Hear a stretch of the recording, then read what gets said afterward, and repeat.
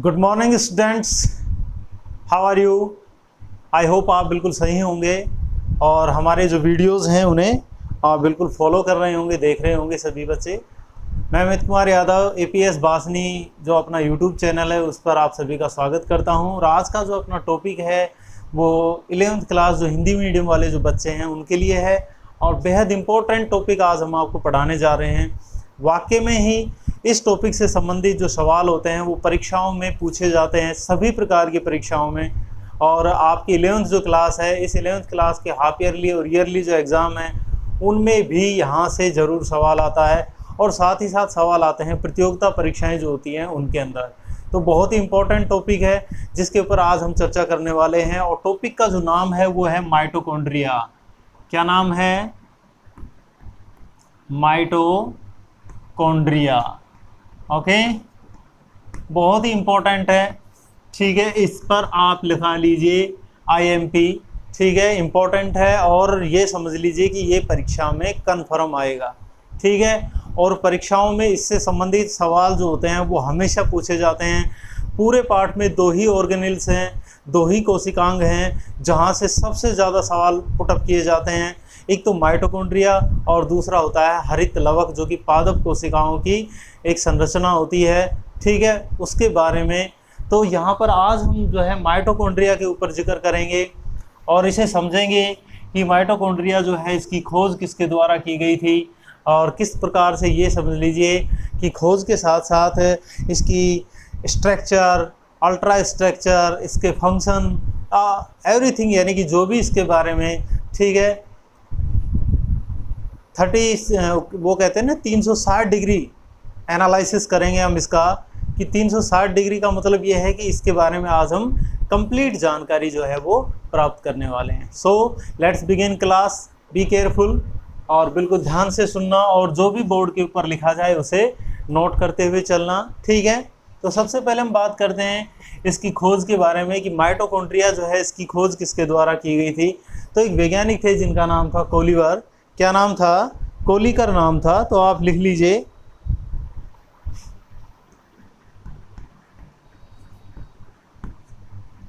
Kolliker ने 1880 में, ध्यान रखना। ठीक है, कोलिकर ने 1880 में कीटों की अरेखित पेशियों में, कीटों की अरेखित पेशियों में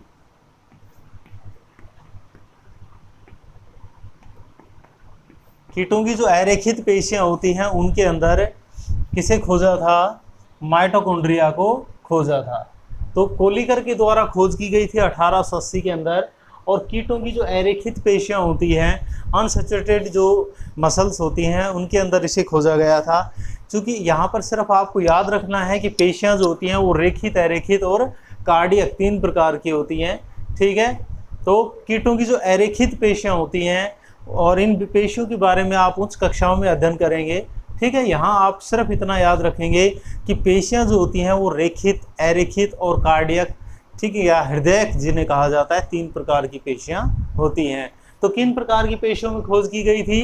अरेखित प्रकार की जो पेशियां हैं उनमें की थी, कीटों की अरेखित पेशियों में की थी। ठीक है, ये ध्यान रखें।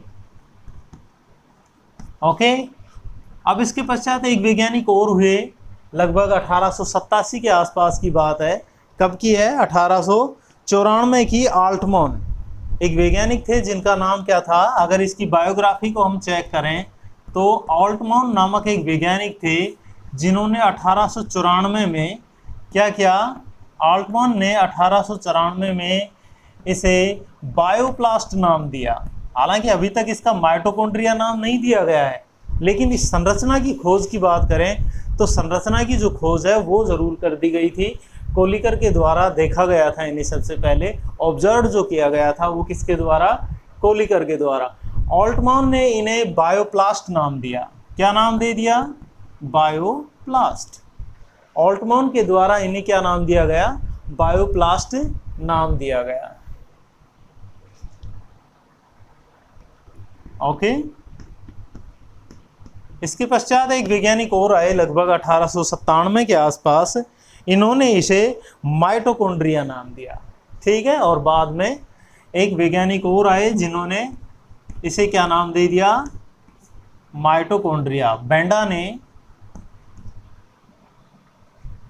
क्या किया, 1897 में इन्हें क्या नाम दिया, माइटोकॉन्ड्रिया। ओके, माइटोकॉन्ड्रिया नाम दिया, राइट, गुड। तो ये सामान्य जानकारी है, ये आपको ज़रूर पता होनी चाहिए कि इस तरह की जो जानकारियाँ होती हैं वो हमारे बहुत काम आने वाली होती हैं, ठीक है। और आप जो है इसे बिल्कुल अच्छी तरह से याद कर लेंगे।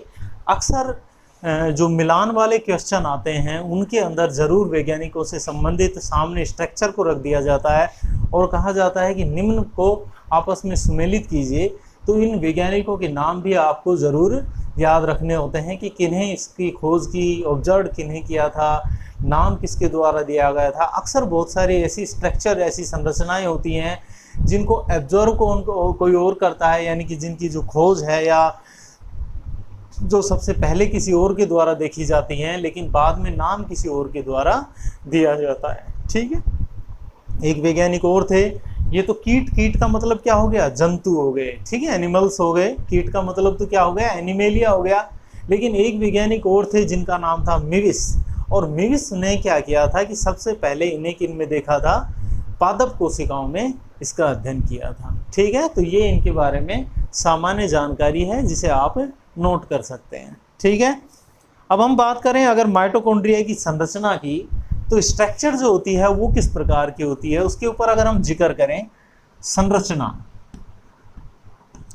माइटोकॉन्ड्रिया की जो स्ट्रक्चर होती है, जो संरचना होती है,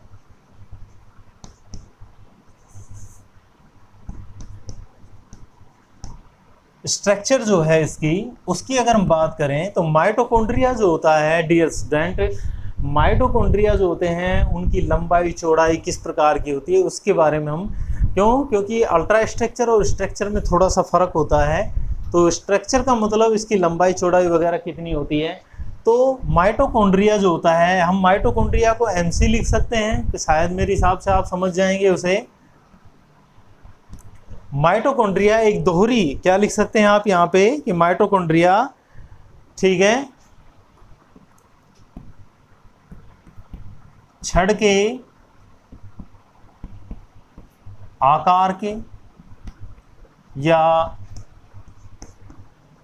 गोल संरचना होती है, या तो ये गोल हो सकते हैं, ठीक है, या अलग अलग कोशिकाओं में इनके आकार में थोड़ी बहुत ज़रूर डिफरेंट मिल सकता है। वो उन कोशिकाओं पर डिपेंड करता है जिन कोशिकाओं में ऊर्जा उत्पादन सर्वाधिक होने की संभावना होती है, ठीक है। तो MC का मतलब यहाँ माइटोकॉन्ड्रिया है। फिर बता देता हूँ, लिखते वक्त गलती मत कर देना, आपको यहाँ पर माइटोकॉन्ड्रिया ही लिखना है। आपको समय बचाने की कोई आवश्यकता नहीं है। आप सोच रहे हैं कि सर की तरह मैं भी समय बचाऊं, नहीं, आपको समय बचाने की कोई आवश्यकता नहीं है, ठीक है। समय जो है बचाना मेरा काम है और आप जो है कंप्लीट लिखेंगे। समझ गए मेरी बात को। तो माइटोकॉन्ड्रिया छड़ के आकार के या गोल संरचना होती हैं जिनका व्यास, इनका जो व्यास होता है वो कितना होता है, 0.2 माइक्रोमीटर से 1 माइक्रोमीटर होता है, ठीक है। आप पूरा माइक्रोमीटर लिख सकते हैं या μm लिख सकते हैं, इसका मतलब माइक्रोमीटर ही होता है, ठीक है। जिनका व्यास 0.2 माइक्रोमीटर से और 1 माइक्रोमीटर होता है, ठीक है। थोड़ी बहुत लंबी भी हो सकती हैं इनकी, ओके। तो ये तो इनकी संरचना के बारे में, जैसे कि हमें बाहर से दिखाई देते हैं। अगर लंबाई की बात करें, ये तो व्यास हो गया, अगर लंबाई की बात करें तो इनकी जो लंबाई होती है वो 40 माइक्रोमीटर तक हो सकती है, ठीक है।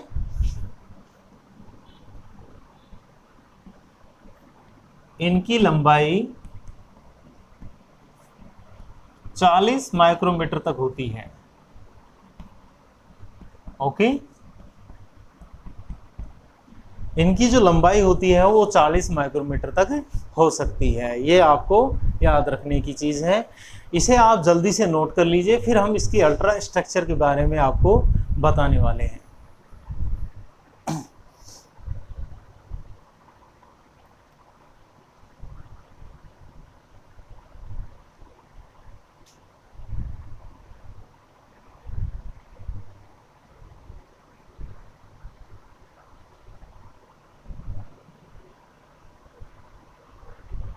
ओके,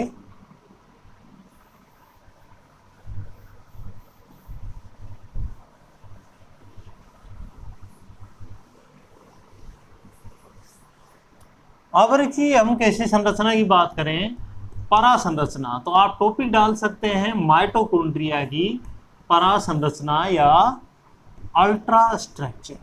ठीक है, क्या लिख सकते हैं, अल्ट्रा स्ट्रक्चर। जो परासंरचना होती है वो किस प्रकार की होती है, तो यहां पर आप नोट करेंगे कि प्रत्येक माइटोकॉन्ड्रिया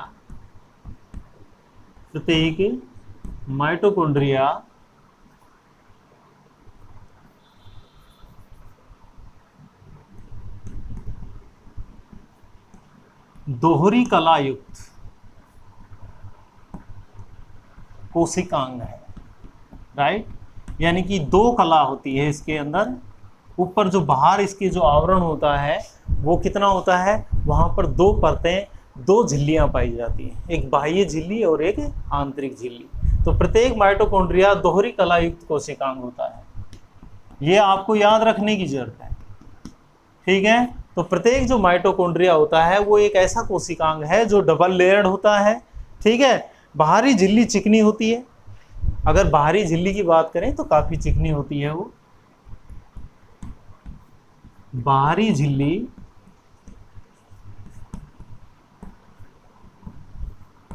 चिकनी होती है,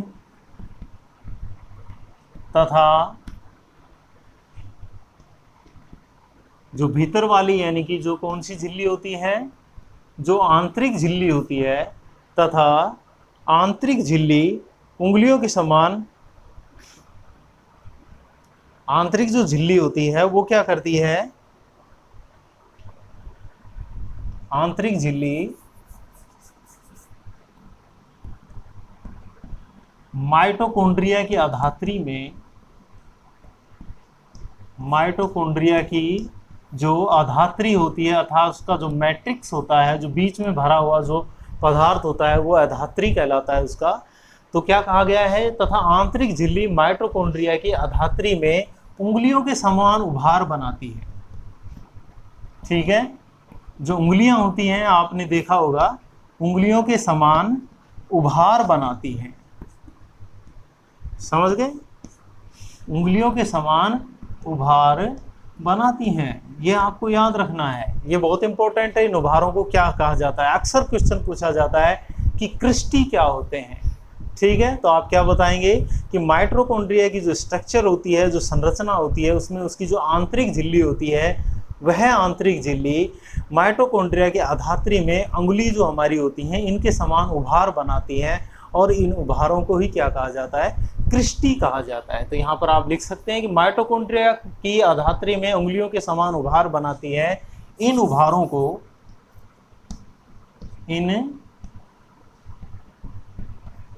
को क्रिस्टी कहते हैं। बहुत इंपॉर्टेंट है ये लाइन, ये इसे आप अंडरलाइन कर सकते हैं लिखते वक्त, ताकि या इसे गहरा कर सकते हैं ताकि ध्यान रहे आपको। इन उभारों को क्या कहते हैं, क्रिस्टी कहते हैं। ये क्रिस्टी वगैरह सब कुछ आपको डायग्राम से समझ में आ जाएगी, अब आप केवल नोट कर लीजिए मेरे साथ साथ। ठीक है, तो क्या कहा गया है कि माइटोकॉन्ड्रिया एक दोहरी झिल्ली युक्त एक कोशिकांग होता है, जिसकी बाहरी झिल्ली जो होती है वो चिकनी होती है, तथा आंतरिक जो झिल्ली होती है इसकी, वो माइटोकॉन्ड्रिया की जो अधात्री होती है उसमें उंगलियों के समान उभार बनाती है। और डियर स्टूडेंट, इन्हीं उभारों को हम किस नाम से जानते हैं, क्रिस्टी के नाम से जानते हैं। ठीक है, क्रिस्टी के नाम से जानते हैं।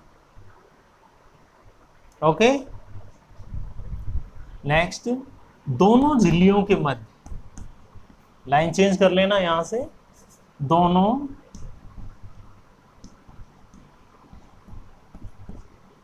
झिल्लियों के मध्य जो अवकाश उपस्थित है के मध्य अवकाश को पेरीमाइटोकॉन्ड्रियल कहते हैं। क्या बोलते हैं? पेरीमाइटोकॉन्ड्रियल, जैसा नाम उसी तरह से माइटोकॉन्ड्रियल। ओके, समझ में आ गया होगा। तो क्या कहा है कि दोनों झिल्लियों के मध्य जो अवकाश यानी कि जो रिक्त स्थान उपस्थित होता है उसे पेरीमाइटोकॉन्ड्रियल कहते हैं। राइट, बिल्कुल। आई होप आपको बिल्कुल अच्छी तरह से ये चीज़ समझ में आ रही है। ठीक है, क्या कहलाता है? पेरीमाइटोकॉन्ड्रियल कहलाता है। ठीक है,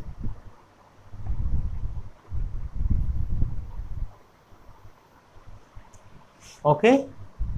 नेक्स्ट अगर हम बात करें अगली लाइन की, ठीक है, तो जो ये क्रिस्टियाँ होती हैं, ठीक है, इनके ऊपर जो टेनिस का जो रैकेट होता है उसके समान छोटे छोटे क्या पाए जाते हैं? कण पाए जाते हैं। तो आप क्या लिख सकते हैं? क्रिस्टी पर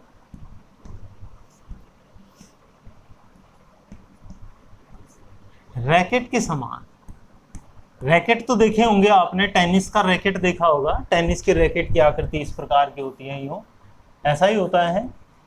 ठीक है, खेलने का डंडा जो होता है वो इस तरह का होता है। रैकेट जो होता है, टेनिस खेलते हैं, राफेल नडाल का आपने नाम सुना होगा, और उसका एक और है स्विट्जरलैंड के रोजर फेडरर। ठीक है, भारत की सानिया मिर्जा, ये सभी टेनिस के खिलाड़ी हुए थे और काफ़ी नाम कमाया है इन्होंने। तो वो टेनिस आप ज़रूर याद होगा आपको उस टेनिस के बारे में। तो डियर स्टूडेंट, वो टेनिस का जो रैकेट होता है इस आकृति का होता है। ठीक है, चिड़ी बल्ला की जो आपने खेले होंगे, चिड़ी बल्ले भी, ठीक है, तो वो भी इसी तरह के होता है।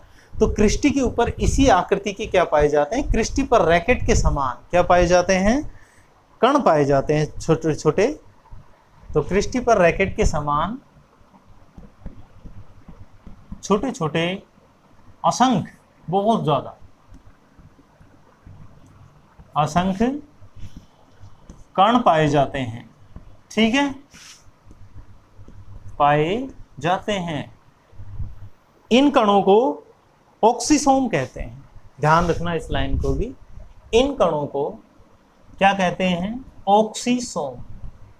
इन कणों को ऑक्सीसोम कहते हैं। तो यहाँ पर बहुत सारी शब्दावलियां आपके सामने आ रही हैं जिन्हें आपको याद भी रखना है, बार बार दोहराना भी है। इन कणों को ऑक्सीसोम कहते हैं। बाकी चित्र के द्वारा ये सारी चीज़ें, जो डायग्राम हम बनाएंगे उसके द्वारा सारी चीज़ें आपकी क्लियर हो जाएंगी। तो इसे फटाफट नोट कर लीजिए, फिर आप के सामने हम डायग्राम पेश करने वाले हैं।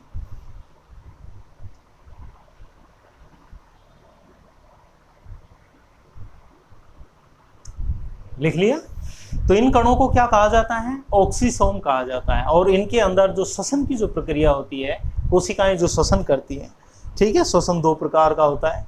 एक तो फुफ्फुसीय श्वसन होता है, एक कोशिकीय श्वसन होता है। तो कोशिकाएं जो श्वसन करती हैं उनमें उनको कंप्लीट, यानी कि श्वसन एक प्रोसेस है हमारा, एक जैव प्रक्रम है, और इसको कंप्लीट करने के लिए कुछ एंजाइमों की आवश्यकता होती है। और यही एंजाइम कहाँ भरे हुए होते हैं? इन ऑक्सीसोम कणों। तो आप लिख सकते हैं इसके आगे भी, इन कणों को ऑक्सीसोम कहते हैं। इनमें श्वसन से संबंधित एंजाइम पाए जाते हैं। यहाँ लिख सकते हैं, इनमें श्वसन से संबंधित एंजाइम पाए जाते हैं। ओके, एंजाइम विकार, ठीक है, श्वसन से संबंधित एंजाइम पाए जाते हैं। ओके, तो आई होप आपको ये चीज़ समझ में आ गई होगी जो मैंने अभी आपको सामने जिक्र किया है। फटाफट इसको उतार लीजिए, फिर हम डायग्राम बनाने वाले हैं।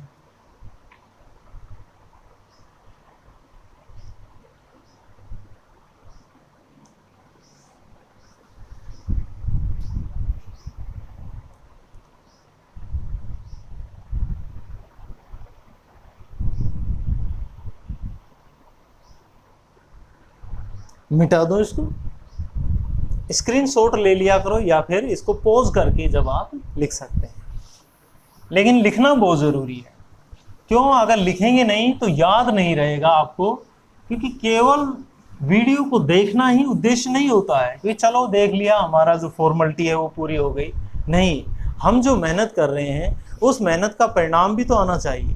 तो परिणाम केवल तभी आएगा जब आप उससे संबंधित क्या करेंगे, मेहनत, हम जितनी मेहनत कर रहे हैं उससे कहीं ज़्यादा आप हमारे साथ मेहनत करेंगे, हमें रेस्पॉन्स मिलेगा आपकी तरफ से कि हाँ सर हमें समझ में भी आ रहा है और साथ ही साथ हम जो है वो पढ़ाई भी सुचारू रूप से कर रहे हैं। ठीक है, क्योंकि काफ़ी समय गुजर चुका है, पढ़ना तो है ही, और उन बच्चों के लिए तो बहुत इंपॉर्टेंट हो जाता है जिन्होंने अपने कुछ एम बना रखे हैं, अपने कुछ लक्ष्य बना रखे हैं। क्यों? क्योंकि बगैर लक्ष्य के तो आप भेदेंगे किस चीज़ को? क्यों? तो लक्ष्य जो है वो आपके लिए बहुत ज़रूरी है। और अगर लक्ष्य बना रखा है तो प्रत्येक जो वीडियो है, जो भी हमारी क्लासें हैं, उन्हें आप बिल्कुल केयरफुली देखिए और सीखिए कि क्या पढ़ाया जा रहा है और क्या चीज़ हमारे लिए इम्पोर्टेंट है। ओके, तो माइटोकॉन्ड्रिया जो है उसकी अगर स्ट्रक्चर की बात करें तो डियर स्टूडेंट, उसकी जो स्ट्रक्चर होती है वो लाइकली इस प्रकार की होती है।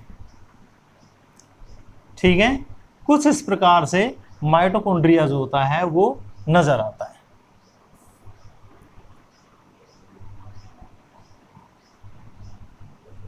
ज़्यादा डिफिकल्ट स्ट्रक्चर इसकी नहीं हो सकती, केवल कितनी प्रकार की होती है।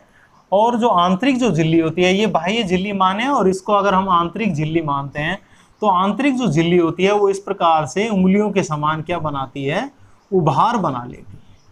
ठीक है, इस तरह से स्ट्रक्चर आपको नज़र जो आ रही है बोर्ड पे, ये एक माइटोकॉन्ड्रिया की स्ट्रक्चर नज़र आ रही है। आप इसे थोड़ा बहुत गहरा करके भी आप देख सकते हैं कि बाहर की जो संरचना, ये बाह्य संरचना हम देख लें इसको। ठीक है,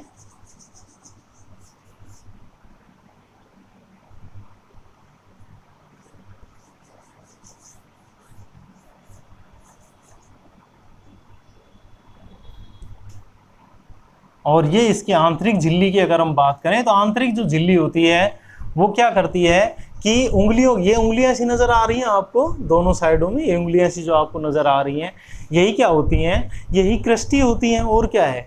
ठीक है, तो उंगलियों के समान जो आपको उभार नज़र आ रहे हैं, बीच बीच के अंदर जो है, जो उंगलियों से के समान जो उभार होते हैं, इन उभारों के मध्य की अगर हम बात करें तो बीच के अंदर क्या बच जाती हैं, जगहें जो बच जाती हैं इनके अंदर। ठीक है, इन जगहों में क्या भरा रहता है, मैट्रिक्स भरा रहता है, अधात्री भरी हुई होती है। और डियर स्टूडेंट, यही जो अधात्री होती है इसके अंदर राइबोसोम, 17 इस प्रकार के राइबोसोम पाए जाते हैं। ठीक है, अपना स्वयं का डीएनए होता है इनके पास, ये विशेषता होती है माइटोकॉन्ड्रिया की, ये हम आपको नोट में ज़रूर करवाएंगे। ठीक है, तो अब अगर इसके नामांकन की बात करें, अगर इसका लेबल करें, अगर नामांकन करें, तो ये जो होती है इसकी बाह्य झिल्ली होती है। क्या होती है? बाह्य झिल्ली। बताया था आपको कि माइटोकॉन्ड्रिया एक दोहरी झिल्ली युक्त कोशिकांग होता है। ठीक है, ये इसकी आंतरिक झिल्ली होती है। कैसी होती है? आंतरिक झिल्ली, राइट, ये है आंतरिक झिल्ली, और ये आंतरिक झिल्ली वलन बना रही है, आपको नजर आ रहा है इस तरह से। और डियर स्टूडेंट, ये जो वलन होते हैं, ये वलन क्या कहलाते हैं? ये कहलाते हैं क्रिस्टी। क्या कहलाते हैं? क्रिस्टी। और ये उंगलियों के समान 1 2 3 4 5 ये जो नज़र आ रहे हैं आपको, ये क्या कहलाते हैं? ये क्रिस्टी कहलाते हैं। ठीक है, और ये जो क्रिस्टी होती है, इनकी जो बाह्य सतह होती है उसके ऊपर टेनिस के रैकेट के समान इस तरह से क्या पाए जाते हैं? असंख्य छोटे छोटे कण पाए जाते हैं। नज़र आ रहा है ये छोटे छोटे कण। ठीक है, इस तरह से पूरे उसके ऊपर जो हमारी जो ये उभार होते हैं, इन उभारों के ऊपर क्या पाए जाते हैं? छोटे छोटे टेनिस के रैकेट के समान कण पाए जाते हैं। और डियर स्टूडेंट, ये जो कण होते हैं, ये कण जो होते हैं, ये क्या कहलाते हैं? ऑक्सीसोम कहलाते हैं। क्या कहलाते हैं? ऑक्सीसोम कहलाते हैं, या इन्हें आप F1 कण भी कह सकते हैं। ठीक है, क्या कह सकते हैं? F1 कण भी कह सकते हैं, या फिर ये क्या कहलाते हैं? ऑक्सीसोम कहलाते हैं, राइट। इसके अलावा बीच के अंदर जो भरा हुआ ये सारा जो मैटर आपको नजर आ रहा है, ये मैटर जो होता है, ये इसका मैट्रिक्स होता है, या इसे हम क्या बोलते हैं? अधात्री बोलते हैं। ठीक है, क्या बोलते हैं? अधात्री इसको हम कह सकते हैं। ठीक है, और जो बीच के अंदर जो आपको ये जो जगह नजर आती है जहाँ भी, ठीक है ना, वो जो जगह होती है वो पेरिकॉन्ड्रियल जो स्पेस होता है वो होता है। ओके, तो इस चित्र को आप फटाफट अपने नोटबुक में जो का तो उतार लीजिए, उसके पश्चात जो है हम आगे बढ़ते हैं। जरूर, फटाफट।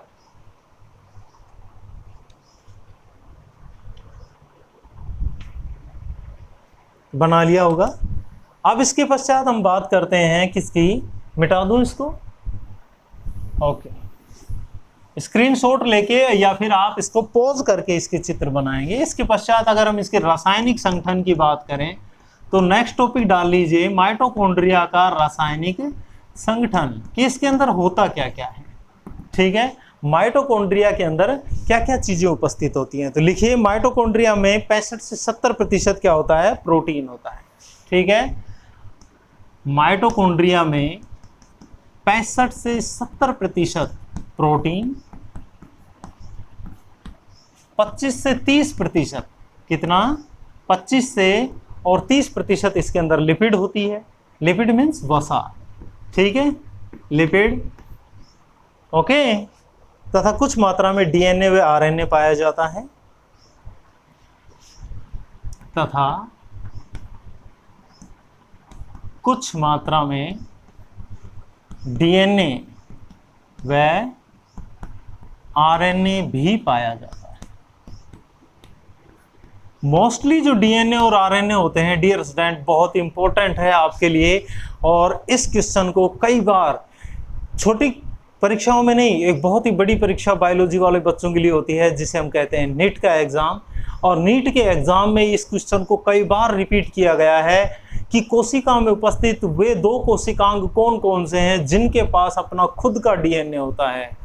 क्या बोल रहा हूं मैं, ये समझ में आ रहा है आपको कि वे कौन कौन से कोशिकांग हैं। एक कोशिका में उपस्थित उन कोशिकांगों के नाम बताइए जिनके पास श्रम का डीएनए उपस्थित होता है। ठीक है, तो डियर स्टूडेंट, उनमें से एक है माइटोकॉन्ड्रिया और दूसरा जो होता है वो होता है हरित लवक।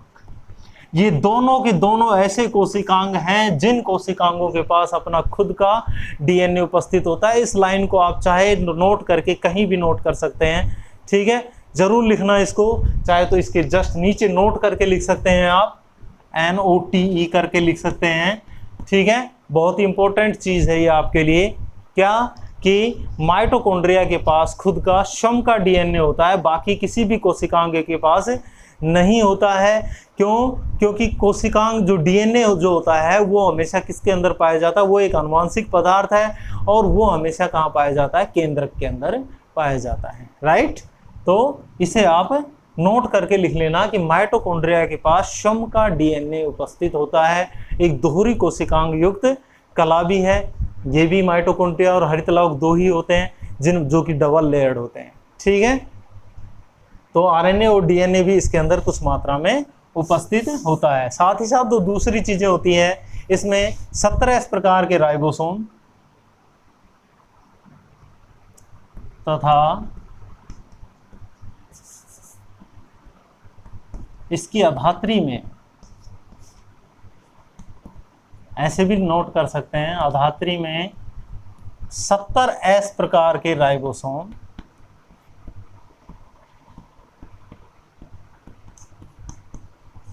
इनके पास राइबोसोम भी होते हैं। बड़े गजब के कोशिकांग हैं। 17S प्रकार के राइबोसोम तथा राइबोसोम लवण उपस्थित होते हैं। इसके अधात्री में 17S प्रकार के राइबोसोम पाए जाते हैं। ओके, ये इसका रासायनिक संगठन हो गया। अब अगर हम बात करें किसकी, कि माइटोकॉन्ड्रिया कार्य क्या करता है, इसको नोट कर लीजिए फटाफट। गुड, माइटोकॉन्ड्रिया जो है वो काम क्या करता है। माइटोकॉन्ड्रिया बहुत ही इंटरेस्टिंग काम करता है और हमारे शरीर के अंदर जो कोशिकीय श्वसन होता है उसमें एक प्रोसेस चलती है जिसका नाम होता है क्रेब्स चक्कर। ठीक है, आने वाले पाठों में हम क्रेब्स चक्कर को जरूर पढ़ेंगे। ठीक है, तो वो क्रेब्स चक्कर जो होता है वो माइटोकॉन्ड्रिया में कंप्लीट होता है। तो आप लिख लेंगे माइटोकॉन्ड्रिया के कार्य, कि माइटोकॉन्ड्रिया क्या क्या काम निपटाता है। नंबर 1, पहला जो कार्य है डियर स्टूडेंट वो इसका क्या है, मैट्रिक्स में क्रेब्स चक्कर तथा F1 कणों पर श्वसन श्रृंखला की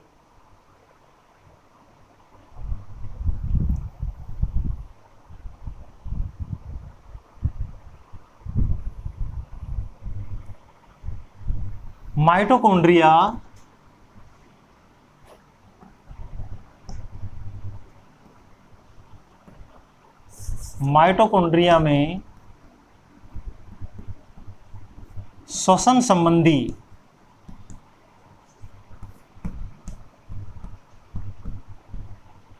एंजाइम पाए जाते हैं। ठीक है, क्या पाए जाते हैं? जो सांस से संबंधित जो एंजाइम होते हैं, कोशिकीय जो श्वसन होता है उससे संबंधित एंजाइम इसके अंदर पाए जाते हैं। तो क्या लिख सकते हैं? माइटोकॉन्ड्रिया में श्वसन संबंधी एंजाइम पाए जाते हैं जो क्या काम करते हैं? क्रेब्स चक्र तथा ETS के माध्यम से,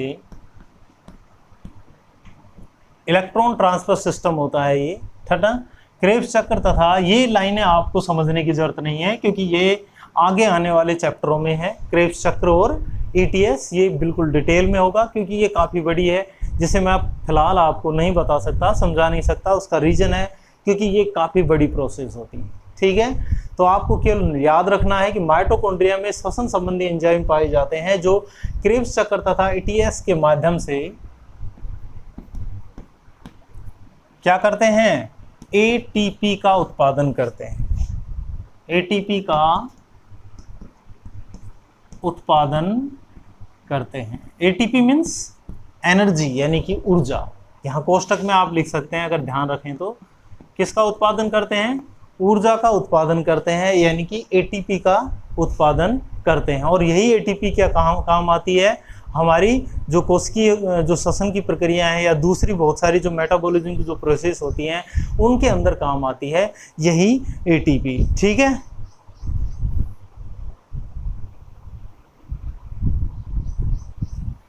ATP का उत्पादन करते हैं। यह ATP विभिन्न जैविक प्रक्रियाओं में काम आती है। विभिन्न जैविक जो प्रक्रियाएं जो कोशिका के अंदर चलती रहती हैं, विभिन्न जैविक प्रक्रियाओं में काम आती है। ठीक है, राइट, आई होप बिल्कुल सही है। ये उत्पादन करते हैं और ये ATP जो होती है ये विभिन्न जैविक प्रक्रियाओं में काम आती है। इसलिए इंपॉर्टेंट है, पूछा जा सकता है आपसे ये क्या, इसलिए माइटोकॉन्ड्रिया को कोशिका का शक्ति गृह कहते हैं। इसलिए माइटोकॉन्ड्रिया को क्या कहते हैं? कोशिका का शक्ति गृह कहते हैं, पावर हाउस। ठीक है, शक्ति गृह यानी कि क्या कहते हैं? पावर हाउस कहते हैं। ठीक है, ये ध्यान रखना। पूछा जा सकता है कि माइटोकॉन्ड्रिया को शक्ति गृह क्यों कहा जाता है कोशिका का, क्योंकि आप बताएंगे, वो क्या कहेंगे कि माइटोकॉन्ड्रिया के अंदर ATP का उत्पादन होता है और इसी ATP का उपयोग करके एक जो कोशिका होती है अपनी विभिन्न जैविक प्रक्रियाओं को संपन्न करती है। ठीक है, तो माइटोकॉन्ड्रिया क्या है? किसी भी कोशिका का पावर हाउस होता है, उसका शक्ति गृह होता है। ठीक है, नोट कीजिए इस कार्य को। गुड, तो ये तो था माइटोकॉन्ड्रिया। कल का अपना टॉपिक हरित लवक होगा। तब तक के लिए गुड बाय, खुश रहिए, मुस्कुराते रहिए और माइटोकॉन्ड्रिया को जरूर अच्छी तरह से याद कीजिए।